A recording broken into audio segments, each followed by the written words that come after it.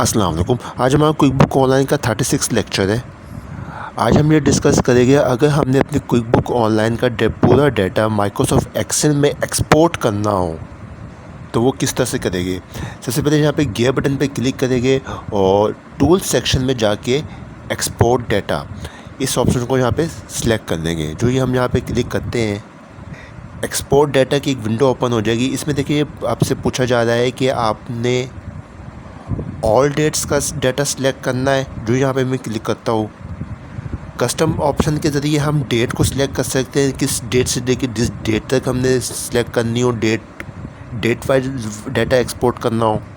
इसी से हमारे पास लास्ट कैलेंडर क्वार्टर और दिस ईयर टू डेट और लास्ट ईयर का ऑप्शन मौजूद है यहाँ पे। फिर मैं कस्टम पे क्लिक करता हूँ यहाँ पे और डेट सेलेक्ट कर लूँगा। यहाँ पे 1 सितंबर से लेके हमारी जो अभी करंट डेट चल रही है हमारी है 9 अक्टूबर, इस डेट तक का हमें डाटा सारा एक्सपोर्ट करना है एक्सेल के अंदर। इसमें देखिए आपको क्या क्या चीज़ें डाटा एक्सपोर्ट करना है। जनरल लेजर है, प्रॉफिट एंड लॉस अकाउंट है, बैलेंस शीट है, ट्रायल बैलेंस, जर्नल। अगर इनमें से कोई चीज़ नहीं चाहिए तो यहाँ पे से आप इसको इस बटन को ऑफ भी कर सकते हैं। अभी ग्रीन है यानी कि ये सब एक्टिव है।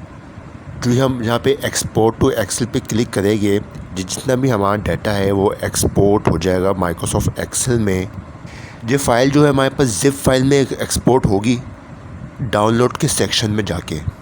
अब आप से अनजिप कर लीजिएगा।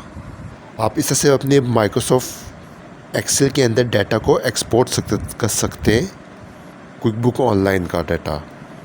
वीडियो अच्छी लगी तो तमाम दोस्तों से वीडियो शेयर करें। इसके अलावा हम ऑनलाइन बुक कीपिंग की सर्विस वहाँ प्रोवाइड करते हैं।